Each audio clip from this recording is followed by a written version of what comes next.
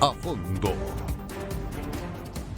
Bueno, muy bien, la visita del presidente del gobierno español a Israel y a Cisjordania ha desembocado en una crisis diplomática y ha agudizado el debate sobre lo que está ocurriendo ahora mismo en el Medio Oriente. Sin embargo, más allá del conflicto entre Israel y Hamás, más allá del trasfondo ideológico en un conflicto que es también religioso y territorial, está la figura del propio Pedro Sánchez, un político que a primera vista pareciera algo torpe, pero al que todo parece que le sale bastante bien. Ha logrado mantenerse en el poder contra viento y marea y ha revivido como el ave fénix cuando muchos lo han considerado un cadáver político.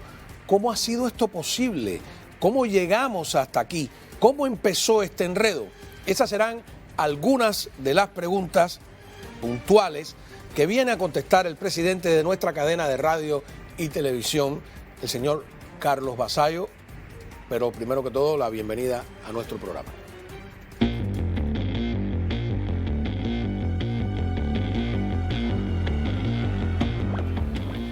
Muy bien, Carlos, bienvenido a nuestro programa, la bienvenida. Muchas gracias, ya me estoy acostumbrando, ya todos los martes me preparo para venir a trabajar doble y estar aquí contigo, cosa que hago con muchísimo placer y gusto. No, para mí el gusto es mío y además da rating, eso es importante, ¿no? Bueno, porque explica bueno, bien... si una cadena de televisión no tiene rating y nadie nos quiere ver, entonces sí, mejor nos vamos todos para casa.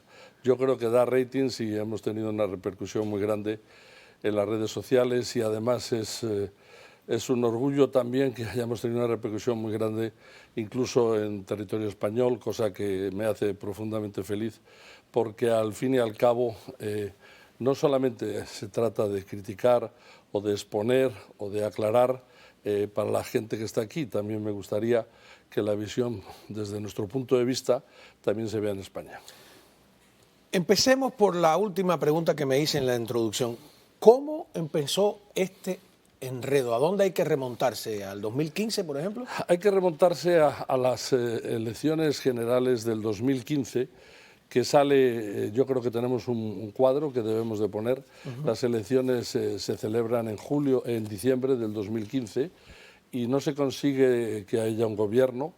Vienen de unas previas elecciones donde Rajoy había barrido y había obtenido mayoría absoluta.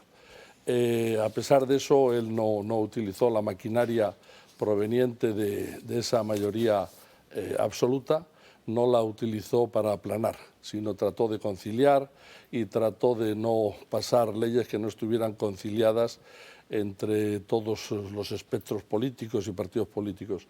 Eso entre sus gentes también le granjeó una cierta antipatía, ¿por qué no se aprovecha el momento? ¿Por qué no se hacen cosas que ahora se pueden hacer? A lo mejor apretar un poco sobre las independencias, sobre los partidos independientes, etcétera, las autonomías, el estado de las autonomías, que siempre ha sido muy discutido, pero él no quiso entrar en esa maquinaria y por lo tanto se vino a elecciones a continuación del 2015 y ahí él bajó notablemente. En las elecciones generales de diciembre del 2015, y ahora sí me gustaría que pusieran el cuadro correcto, el PP obtuvo 137 votos y el PSOE obtuvo 85 votos. Es decir, Unidos Podemos 71 y Ciudadanos 32, Esquerra Republicana de Cataluña obtuvo 9, Ciudadanos 8, PNV 5, Bildu 2 y Coalición Canaria 1. No había toda esa amalgama de partidos políticos que existen hoy día. Después de mucho subir y bajar, el PP consiguió gobernar con los votos suyos, los 137, y los de Ciudadanos, que daban 169, y uno de Coalición Canaria, 170. En junio del año 2016, 6 meses después de las elecciones, él consigue gobernar en minoría, es decir, las partes están de acuerdo porque el PSOE no consigue poner de acuerdo a más de los 170 que él tiene, porque los partidos independentistas no mandaban como manda ahora. Pero este es el principio del final, porque de aquí pasamos exactamente al problema en junio del 2018. Que es cuando viene la moción de censura que usted nos había hablado en el programa anterior. En el En el 18... Junio del 2018 creo que es exactamente. En junio del 2018 viene la moción de censura que va acompañada, la moción de censura va acompañada de la aprobación de los presupuestos generales del Estado. En España pasa como aquí en Estados Unidos, cuando se oye que los republicanos y los demócratas no tienen capacidad para ponerse de acuerdo en la aprobación de los presupuestos. Entonces, en España no es diferente. Y ahí se estaban discutiendo, como siempre, el PNV y digamos, los partidos independentistas catalanes, pues siempre quieren un poquito más que los demás. Y eso complicaba todo. Ahí se llega en una entente en la cual el PNV acepta volver a quedarse con sus 5 votos, vamos a decir... Ese es el Partido Nacionalista Vasco. Partido Nacionalista Vasco, acepta quedarse con sus 5 votos prácticamente ni para el uno ni para el otro y que Sánchez pueda seguir gobernando. O bien darle los 5 votos y con eso tendría la imposibilidad, él la posibilidad de gobernar y Sánchez tendría la imposibilidad de gobernar. Y veo que Unidas Podemos, que no sé si en esa época ya todavía era una, que tiene 50 votos. ¿Ese es el momento en que Pablo Iglesias se corona como vicepresidente? Sí, a continuación de ahí. A continuación de ahí. Ahí lo que pasa es que el PNV le pone unas condiciones muy especiales. Realmente es el PNV, ahora el más duro ha sido Junts per Cat, pero ahí es el PNV. El PNV en ese momento le pone unas condiciones tremendamente duras a Rajoy, porque lo que le viene a decir, y no estoy diciendo nada que no haya sido ratificado por el señor Ortúzar, que es el presidente del PNV en el País Vasco, ha ratificado hace unos días en una entrevista que él le dice a Rajoy que él estaría de acuerdo en votarle, no solamente en abstenerse, sino en votarle, pero que a cambio de eso él quiere que no siga siendo presidente. Él con 5 votos decide que el señor Rajoy no debe de seguir siendo presidente y que a él le gustaría que fuera presidente la vicepresidenta del PP, de Rajoy, que se llamaba Soraya Sáenz de Santamaría. No sé por qué extraña razón, no me acuerdo la historia a ese punto, pero él dice que para que pueda seguir siendo presidente, para que pueda seguir el PP en el poder, debe dejar el lugar Soraya Sáenz de Santamaría. Rajoy, por supuesto, le dice que no, y de ahí viene la fatídica tarde en la cual Rajoy desaparece del mapa y se hace una votación, y en esa votación el PNV inclina la balanza definitivamente del lado del PSOE. Recordamos ese momento en que, sí, en que se hace la votación. Adelante. 2018. Votos emitidos 350. Votos a favor de la moción de censura 180. Votos en contra 169. Abstenciones 1. Al haber alcanzado el voto favorable de la mayoría absoluta de la Cámara, queda aprobada la moción de censura, lo que, de conformidad con el artículo 178 del Reglamento, se pondrá en conocimiento de Su Majestad el Rey y del Presidente del Gobierno. De acuerdo con el citado precepto, el candidato incluido en aquella se considera investido de la confianza de la Cámara, a los efectos previstos en el artículo 99 de la Constitución. Don Pedro Sánchez Pérez Castejón. Muchas gracias, señorías. Muchas gracias, señor presidente. Muchas gracias, señor presidente. A ver, yo estuve revisando la Constitución, es muy interesante porque la Constitución española dice que las mociones de censura españolas son constructivas. O sea, no puedes presentar una moción sin tener una alternativa. O sea, para presentarla tienes que tener el 10% de la Cámara, que serían, ¿qué? 30 y tantos. 35. 35. Y luego un presidente alternativo. Un candidato. Un candidato, ¿no? Que en este caso, por Así eso, es. para no dejar un vacío de poder. Es muy interesante, ¿no?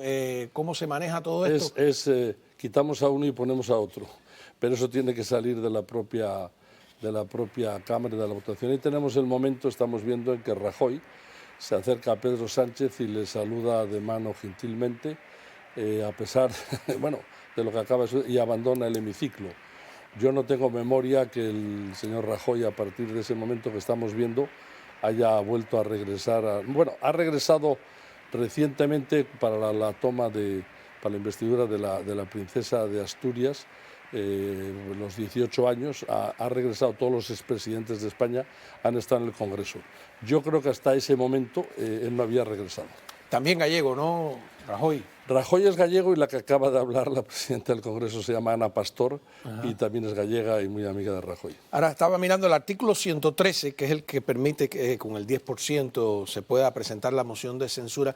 Va acompañado de otro artículo curioso, que es el 114, que obligaba, después que pasó eso, a Rajoy a ir ante el rey para formalizar este tipo de renuncia, ¿no? Y luego ahí hubo un caso de corrupción dentro del PP. ¿Cómo es que se llamaba? Que yo creo que fue el que lo golpeó, ¿no? Duramente. Bueno, pues el caso Gürtel, ¿no? Ajá, el caso de la Gürtel. Sí, bueno, lo que pasa es que los errores del PP, que yo no tengo ninguna duda que todos son malos y todos son peores, se magnifican porque la prensa es un poco como en Estados Unidos, ¿no? El New York Times es más liberal o más de izquierdas, y en España los diarios de mayor influencia son de mayor influencia. Hemos tenido el caso Gürtel, que es un caso evidentemente dramático, que acaba con el tesorero del PP en la cárcel, el señor Bárcenas, y siempre se ha dicho que se tocaba a Rajoy, tocaba al otro. Y sí, es un caso que le tocó mucho por la corrupción, le tocó a Zaplana, que había sido ministro con él, presidente de la Comunidad de Valencia, le hizo mucho daño. Pero curiosamente yo siempre digo que tú tienes el caso de los ERES en Andalucía, que toca a dos presidentes a Felipe. No, los ERES no tocan a Felipe, los ERES a quien tocan directamente es a Griñán y a Chávez. Griñán había sido ministro múltiples veces y había sido además, creo que lo hemos hablado en otra ocasión, había sido presidente de Andalucía, de la Junta de Andalucía. Chávez sí había sido presidente del PSOE y presidente de la Junta de Andalucía. Han sido condenados 3.000 millones.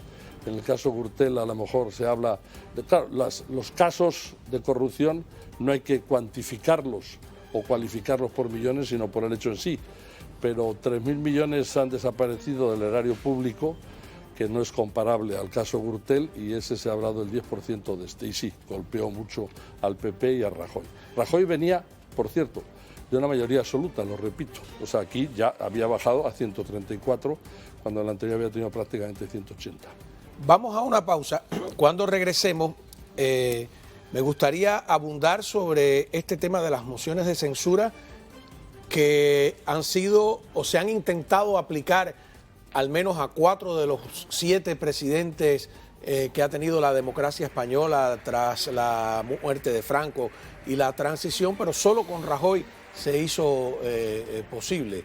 ¿Y qué razones se esgrimen para ello y cómo todo esto desemboca en lo que se está viviendo hoy en día? Regresamos conversando con Carlos Vasallo sobre España. Continuamos hablando con el presidente de nuestra cadena de radio y televisión, Carlos Vasallo, sobre España, sobre la moción de censura que se la han presentado a 4 de los 7 presidentes tras la muerte de Franco, a Adolfo Suárez, a Felipe González, a Mariano Rajoy 2 veces, en el 17 y en el 18 que se hizo efectiva, al propio Pedro Sánchez en el 2020 y en el 23, pero solo la de Rajoy ha sido exitosa. Rajoy es el único presidente del gobierno español que ha abandonado el poder contra su voluntad sin que mediara el rey ni un golpe de Estado. Así que hay que volver de nuevo, me gustaría, a este 2015, porque ¿con qué voto? O sea, ¿quiénes acompañan a...? Los que antes no le habían querido acompañar. Si todos estos hubieran querido acompañar a Sánchez y al PSOE en el camino desde las elecciones en diciembre del 14, hubiera sido presidente.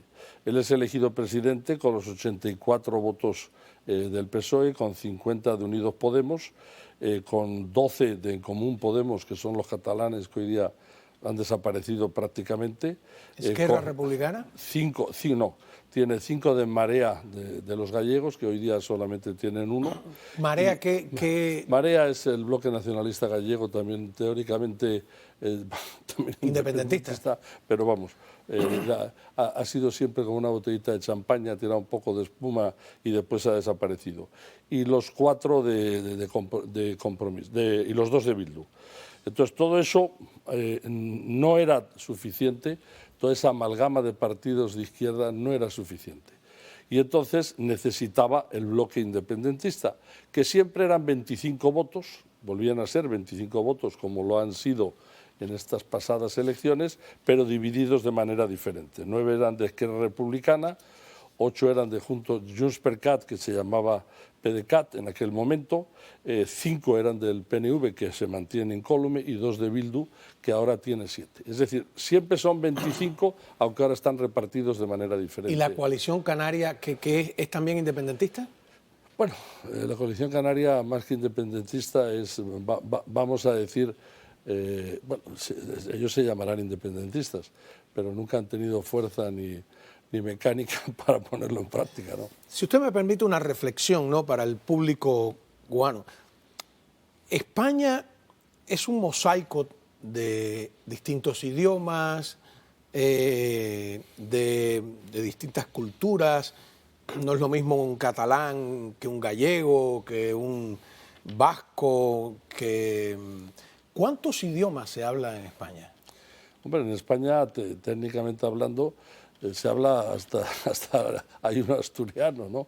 Pero en la práctica, vamos a decir, de uso común, está el catalán, está el vascuence, el vasco, y está el gallego. Bueno, y está el gallego. Y luego el valenciano y el de las Islas Baleares, que es también un idioma variación del catalán, ¿no?, que también no se usa en el día a día. Vamos a decir que en Cataluña tiene mucha más frecuencia en el uso, en el partido, en las Vascongadas, o ahora llamado en el País Vasco. El euskera, ¿no? Casi nadie conoce el euskera, es decir, lo conocen solamente los independentistas. Ahora han tratado de hacer... ¿Pero en las escuelas no lo han puesto obligatorio o algo así? Uno de los grandes problemas derivados de lo que acabas de hablar y decir es la educación siempre estuvo centralizada en el Estado. En el momento en el cual se empiezan a hacer concesiones para la educación a los vascos y a los catalanes cuentan la historia como que Franco fue un asesino y un criminal. Los vascos la cuentan parecida, que no es como la cuentan en Andalucía. Entonces empezamos, al transferir la educación, producto de los distintos pactos a las diferentes comunidades, se ha creado una diversificación que no una amalgama de sistema educativo no uniforme, que para la unidad de España es francamente complejo. Ahí quería llegar. ¿Es un peligro hacer pactos con este tipo de grupos, algunos bastante radicales, independentistas, además con trasfondo ideológico?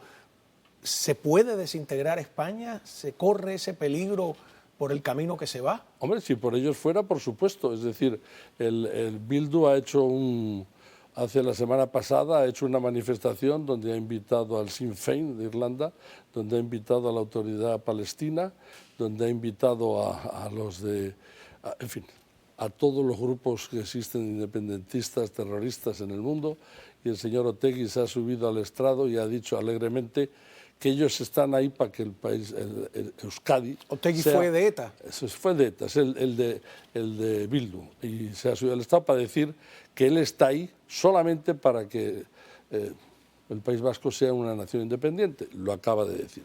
Por otro lado, el señor Junqueras ha dicho, como representante de Esquerra Republicana, que él está ahí para que esto sea un país independiente, Cataluña, del resto de España. Y en la lista de concesiones y solicitudes que tiene Junts per Cat y que están negociando entre un interlocutor del PSOE y del Gobierno y un interlocutor de Junts per Cat en el exilio, o sea, lo que están negociando es también, primero las concesiones, lo que se les va a dar, la amnistía, pero también el hacer un referéndum para ver si consiguen alguna vez una votación que los separe de España. Entonces, si fuera por las fuerzas independentistas, por supuesto que España peligraría. Yo espero que si es por la gente, por los habitantes de esos países que no son independentistas, del País Vasco y de Cataluña, de dos autonomías que les llamen como les llamen, forman parte del territorio español, pues lógicamente yo espero que no suceda, ¿no? Ahora, quiere decir que desde el 2015, de esas alianzas, donde está Pablo Iglesias y toda esa izquierda bastante radical en algunos casos. ¿Cómo desembocamos ahora? O sea, ¿quiénes son los aliados? El nuevo aliado que es los independentistas catalanes. Bueno, es que ahora tenemos que ir a las elecciones del 2019 y entonces en las elecciones del 2019 vemos que él tiene 120 votos, 35 que tiene de Podemos, que han pasado en el antiguo gráfico... A Sumar ahora. Claro, ahora se llama Sumar, y que hemos pasado en el antiguo gráfico que estábamos viendo que sumaban prácticamente 80 y tantos, pues ahora hemos pasado a 35. O sea, es decir, las Izquierdas Unidas han tenido un descenso de 50 o 40 y tantos diputados. Mismos que obviamente se han ido al PSOE, porque el PSOE ha pasado de 84 a 120, lo que quiere decir que son, digo, en el 19, son 34 más. Entonces, en el 19 ya se hace un arreglo para que él gobierne, donde él ya tiene que hacer más concesiones.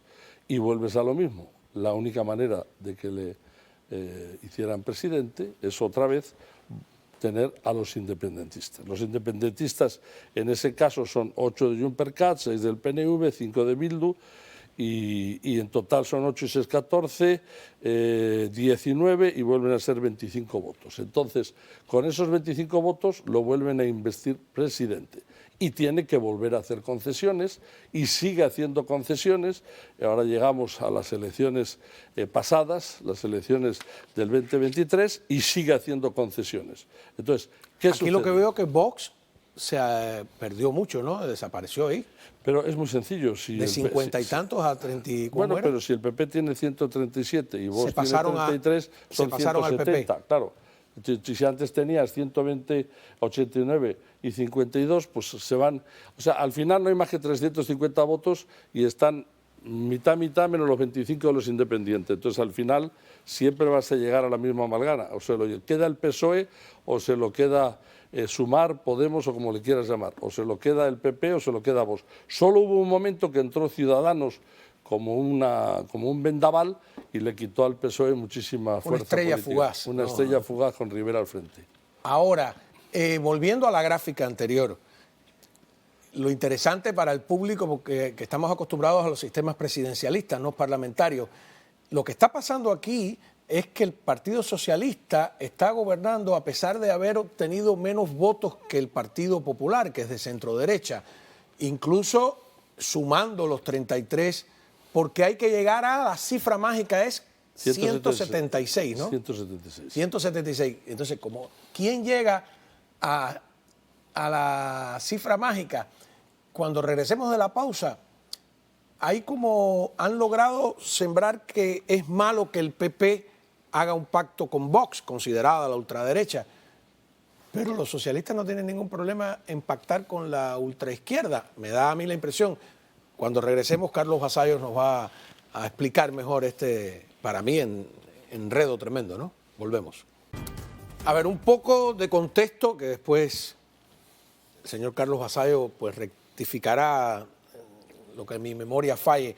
Los independentistas catalanes realizan un plebiscito al margen de la ley, se ponen ellos al margen de la ley, Puigdemont tiene que escapar en el maletero de lo hacen apoyados por el Parlamento catalán, en el cual se encontraban vamos a decir, estaba Ciudadanos, que tenía bastantes diputados en ese Parlamento, estaba el PSC de Cataluña, que tenía bastantes diputados, y estaba el PP con no tantos. Con una mayoría simple, bueno, pero mayoría al fin y al cabo, decidieron hacer un referéndum, convocaron el referéndum, lo aprobó el Parlamento y lo hicieron a unipartes. Es decir, lo hago porque decido hacerlo yo consigo, voy contra la ley, yo pongo las urnas, yo los voto, yo los cuento y yo digo el resultado. Y declaro independencia. Bueno, eso no llegó a suceder, pero lo que llegó a suceder es que se aplicó el artículo 150, que es un artículo que permite tomar control en Cataluña o en cualquiera de las autonomías del sistema del Estado. Y entonces ahora lo que ha hecho Pedro Sánchez es perdonarlos, prometerles una amnistía a cambio de su apoyo. ¿Eso es lo que ha sucedido? Bueno, ya hizo un indulto. O sea, él empezó por un indulto. Empezó por indultar a los que a una gran parte los indultó. Ahora quedaba los que tienen condenas pendientes, quedaba como, sobre todo versa sobre Puigdemont, ¿no? Todo sobre versa de este que es el líder de Junts.cat, que está refugiado desde en aquel entonces, lleva 7 o 8 años en Bruselas, y ahí está. Y todo gira alrededor de qué hacer con él, y para eso hay que hacer una amnistía. Como no se le puede hacer a la carta para él solo, se involucra todo lo que gira alrededor del plebiscito. Usted hablaba de España, la España plural, con distintos idiomas, distintas culturas, que se podría, el miedo a que se desintegre, pero yo pienso que desde la Unión Europea deben estar también muy preocupados, porque esa es una situación que tiene Gran Bretaña, que tiene pues toda la zona de la ex Yugoslavia. O sea, Europa es también un mosaico de independentistas. No con la fuerza de España. En España, bueno, ya se dividió, o sea, Yugoslavia ya se hizo. ¿Cuántas naciones se hizo Yugoslavia? Bueno, Bosnia-Herzegovina, Serbia, Croacia, Montenegro, es decir, Montenegro. Ya se deshizo esa parte que siempre los Balcanes han sido donde se empiezan las guerras. Macedonia del Norte. En fin. Ya Rusia se deshizo de la gran parte que tiene de Letonia, Lituania, Estonia. Es decir, Checoslovaquia también se dividió. ¿Los cantones suizos? Los cantones suizos conviven maravillosamente bien, sin ningún problema, porque a los suizos lo que les une son los bancos y el dinero. Y eso es una fuerza tan grande que no hay quien la desuna. Tienen un nivel de vida superior al de todo el resto del mundo. ¿Irlanda y Gran Bretaña? Bueno, esos ahí están, tienen una entente que, bueno, Irlanda, Gran Bretaña... Los escoceses. Los escoceses, bueno, ok. Vamos al problema que nos atañe, porque nosotros... O sea, ¿no es un mal ejemplo si pasara eso en España para Europa? Bueno, pero no va a pasar. ¿Por qué va a pasar? ¿Por qué tenemos que pensar que va a pasar? Porque la fuerza de un señor como Sánchez se va a imponer por la fuerza a España, a los españoles. Es decir, ¿cuántos son los independentistas? ¿El 6%? ¿El 5%? ¿El 6%? ¿Con eso se va a imponer al 90 y tantos %? ¿No son ni siquiera mayoría en Cataluña? No, hoy día no. Hoy día no. Pero además, el problema es... O España es una nación o no es una nación. Si es una nación, votan todos. Si es un solo ejército, tienen que ir de todas las partes de la nación. Antes era obligatorio el ejército, pero cualquier español puede formar parte del ejército, puede formar parte de los cuerpos de seguridad, puede oponer a todas las oposiciones del Estado y debe poder trabajar en cualquier parte del Estado español. Empiezan los catalanes y los vascos y antes un poco los valencianos y un poco también los baleares, que se está calmando. Decían, ya no puedes ser doctor en las Baleares si no sabes hablar catalán o baleaico, no sé cómo llamarle. Entonces, eso ya empieza a ser una dosis que lo que hace es constringir la libertad de cualquier persona. Yo soy médico, puedo ser el mejor médico del mundo, pero va a acabar resultando que no puedo trabajar en Cataluña porque no hablo el catalán como primera lengua. Bueno, entonces, todo eso forma parte de las concesiones que se les fue dando, que ahora están siendo todas utilizadas en contra del resto. Pero todo eso al final no puede progresar y esperemos que la razón del 6% no se anteponga a la mayoría de la razón del país, que es el 90 y tantos %. No porque el 90 y tantos % esté de acuerdo de una manera amalgamada en contra del 6%, sino porque para votar en cualquier cosa, en cualquier referéndum que afecte a la nación, debe ser votado por la nación, por todos los habitantes de la nación y todos los que pueden votar y están en edad de votar. Eso es lo que hay. Si eso no se hace de esa manera, siempre será ilegal. Todas las fórmulas que busquen los catalanes para hacerlo serán ilegales. ¿Y si se saltan la ley? O sea... Volvemos a lo mismo. Entonces, técnicamente hablando, se tendría que volver a aplicar el artículo 150 y entonces sería un desastre. Los vascos jamás han hecho eso, el Partido Nacionalista Vasco jamás haría eso. Sí, parecía en una época que Vizcaya, como se le decía en mi época, ¿no? El País Vasco era el más levantisco, el más independentista, con toda la historia de ETA, y ha resultado que Cataluña... Bueno, es el más ventajoso. ¿Sí? Ahora acaban de demostrar cómo les gusta tomar ventaja. Han hecho una alianza, el PNV, solo el PNV, no Bildu. El PNV ha hecho una alianza con Junts.cat. Aclaro que es el de Puigdemont y aclaro que esa alianza son los de derechas que explicaba el otro día, son independentistas de alta alcurnia y de derechas. ¿Okay? Esos han hecho un pacto ahora donde van a revisar siempre a dúo lo que sucede. ¿En qué se trata eso? Pues desde el punto de vista de lo que se trata es: Sánchez, te vamos a vigilar, te vamos a controlar, no te vamos a dejar hacer lo que quieras y te vamos a obligar a que tú hagas lo que nosotros queremos. Tú eres el presidente, pero vas a hacer lo que nosotros queramos. Ortúzar ha dicho, bien clarito, le dijimos a Rajoy: o pones a Soraya Sáenz de Santa María o sales. Esto es lo mismo, te vamos a decir a ti lo que tienes que hacer. Ahora no se lo decimos a Rajoy, no se lo decimos al PP, pero te lo vamos a decir a ti. ¿Okay? Y además, como vamos a tener entre los dos 12 votos, con eso, a lo mejor con que alguien se abstenga en un momento de una votación, va a ser mucho más complicado, porque nosotros 12, los 12 votos nuestros, van a votar en conjunto. Si empezamos así, mal empezamos, porque Sánchez va a tener que responder a las solicitudes, a las necesidades, a las promesas y a los compromisos que ha hecho. ¿Y eso no es peligroso? Pero pues nosotros no sabemos lo que ha hecho, porque los pactos son secretos, lo sabe él. A nosotros nos pueden contar lo que quieran, la palabra de Sánchez no existe, no ha hecho más que mentir sobre eso. No haré y hizo, no prometo y no tiene promesa porque no la cumplió. Entonces, todo eso conlleva que hay infinidad de cosas subterráneas en este momento que no sabemos por qué van a suceder. Pero voy a dar un ejemplo muy claro y ahora entramos en esta parte de la historia que es muy sencilla. El otro día iba el avión con Sánchez y el gobierno, bueno, los que iban a ver a Netanyahu y después a Israel y a Cisjordania. Y estaba un periodista ABC que no le gustaba y lo bajó del avión. Listo, ya estamos en dictadura. Viene la inauguración del tren de alta velocidad en Madrid-Asturias y le han dicho a la presidenta de la Comunidad de Madrid que no está bien vista. Y ya empezamos. Ayuso. Ayuso, sí, que no está bien vista en el tren para ir a la ceremonia. Entonces Ayuso contesta: pues no invitaré a los miembros del gobierno a los eventos. Esto no puede pasar. Si esto empieza a pasar de manera continua, es el enfrentamiento entre las autonomías y el Estado, es el enfrentamiento, no puede suceder. Si nos enfrentamos a los tribunales, ahora estamos con los tribunales, acaba de decir el juez Llarena que no puede entender un Estado donde todos no sean tratados por igual. Acaba de decirlo ayer en recogida un premio. El juez Llarena es el que ha seguido el tema de Puigdemont y de los huidos al extranjero. Eso no puede suceder, claro, porque entonces nos quedamos sin nación. Pero Sánchez tiene unos compromisos. ¿Puede seguir siendo presidente sin respetar los compromisos que hizo? Esa parte de separatistas, esos 25 votos juntos o por separado, van a aceptar parcialmente lo que él quiera hacer, lo que les prometió y no pueda cumplir. Tiene salidas. Él puede ser que el Tribunal Constitucional, que ya uno que fue el ministro de Justicia y que fue el que firmó los indultos, dijo que él se abstiene. A lo mejor de los 7 que hay se abstienen 2 más o 3 más y entonces quedan 4-4 y no se ejerce el voto de poder.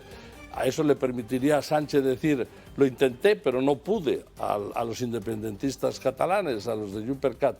¿Va a poder hacer eso? ¿Se lo van a permitir? ¿Se lo van a tolerar? ¿Qué va a pasar? Ahora, aquí el problema es: ¿a quién se compromete Sánchez? ¿Con quién se compromete? ¿A cambio de qué? ¿Se compromete a cambio de España, del erario nacional, de todos los españoles? ¿Hipoteca a los españoles para el futuro? ¿Los hipoteca cancelando la deuda de 15.000 millones que generan 1.400 millones de intereses? Los catalanes. Los catalanes, ¿a qué se compromete? Porque a lo que se compromete es a largo plazo y a futuro. Y a lo mejor él dentro de un año, año y medio no está. Y deshacer lo que ya anduvo es francamente complicado. Le tengo 2 preguntas más para cuando regresemos de la pausa. España es parte de la Unión Europea. ¿Tiene la Unión Europea jurisdicción alguna? ¿Puede intervenir legalmente, opinar en este caso? Y usted habló de Ayuso. Ayuso dijo que Sánchez había avergonzado a España en su visita a Israel y a Cisjordania. ¿Por qué? Ya volvemos. Muy bien. Continuamos hablando con Carlos Vasallo de España. Pedro Sánchez ha pedido reconocer el Estado palestino, se ha ido a Israel y a Cisjordania. Vamos a escucharlo. Es el momento de dar a la región un horizonte de paz y prosperidad, seguridad, estabilidad. Por eso hemos querido visitar también en este viaje al presidente Abbas en Ramallah. Debemos ofrecer al pueblo palestino un futuro de esperanza. No se trata solo de encontrar una solución a la crisis de Gaza.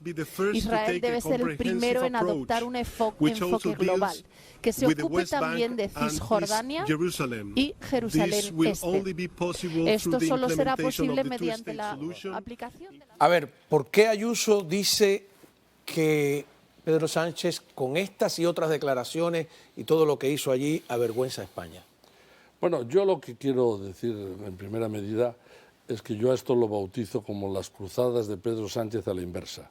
Es decir, Pedro Sánchez, en nombre del Gobierno español y en nombre de la Comunidad Europea, ya que en este momento es presidente en turno de la Comunidad Europea, se acerca al Estado de Israel, donde han iniciado una guerra contra ellos a través del secuestro de 200 y tantas personas en el Kibuk, asesinato de niños, violencia, etcétera, etcétera, etcétera, etcétera. Y él va a ver a Netanyahu y le pega una bronca a Netanyahu y riña a Netanyahu y le explica lo que tiene que hacer en términos muy poco diplomáticos. Y bien, yo hay una parte que no entiendo de todo esto, que es realmente la parte que a mí se me sube la sangre a la cabeza. El Estado de Israel tiene un 50% de componente sefardita y un 45% de componente askenazi.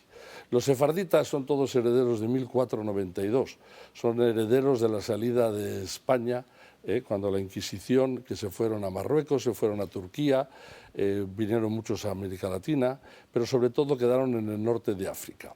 Y todos esos conservan tradiciones, costumbres y en una gran parte de ellos el ladino, que es el idioma, el español antiguo. Yo los he escuchado cantar en ladino.